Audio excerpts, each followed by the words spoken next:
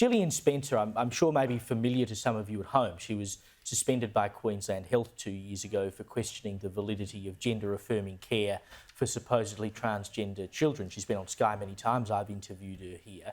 Well, it turns out one of the catalysts for everything going south was an email signature. Dr. Spencer changed her signature on her emails in 2022 to include the words woman, adult, human, female in the bit where some people now put their gender pronouns for some unknown reason.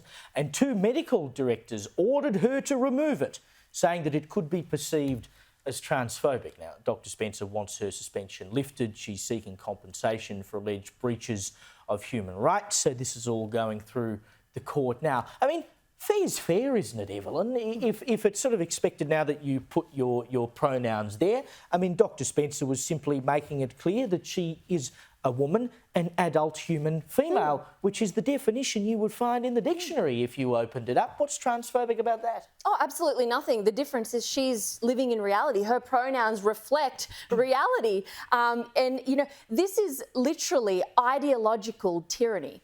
First of all, she was mandated to put in pronouns. And then second of all, the ones that she picked were not good enough because the ever-inclusive tolerance and inclusivity, brigade strikes again with all their, acceptance of everybody regardless of what they choose. But it's really scary because when you think about a medical practitioner, you want to be dealing in the realm of reality. If there's any profession in mankind across the globe that you want to deal objectively, in facts, with science, it is literally your doctor who's going to be treating you. And this is a doctor who not only stood really well against the COVID mandates and things like that. She was a very good doctor during that time. She's also making a stand now.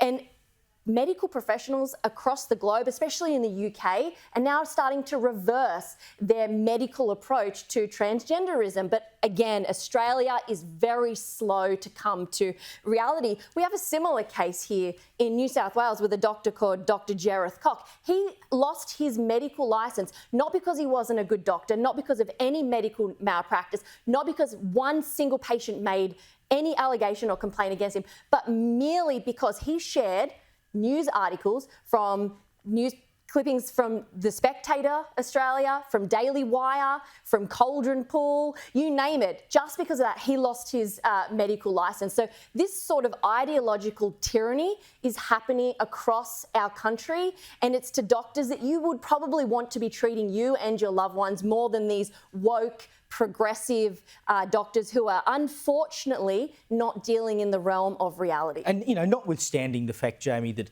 perhaps it was a little bit antagonistic, but I think it needed to be a bit antagonistic. That's the point she's trying to make.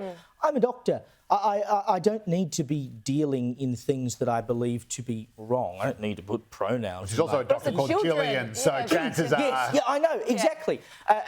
She was simply trying to stand up for what she believes is right, and for that, no job anymore. And I think also the fact that she is a child psychiatrist as well, and she's working in the Children's Hospital, and she said that she had raised concerns previously about transgender activism within their gender clinic.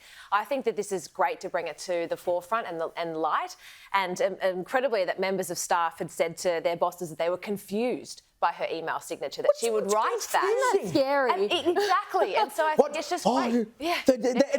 That's because they can't answer the question, what is a woman? Which you would have thought is the easiest question According to answer. Gillian, it's an adult human female. Which is exactly... And, I'll give you... we've got to go to the break, but I'll give some credit to your mate, Albo, that he's one of the only politicians I've seen who was asked, who was asked directly... He's not woke, he's from the sensible centre. He said an adult human female. I mean, who would have thought that's a controversial thing to say today?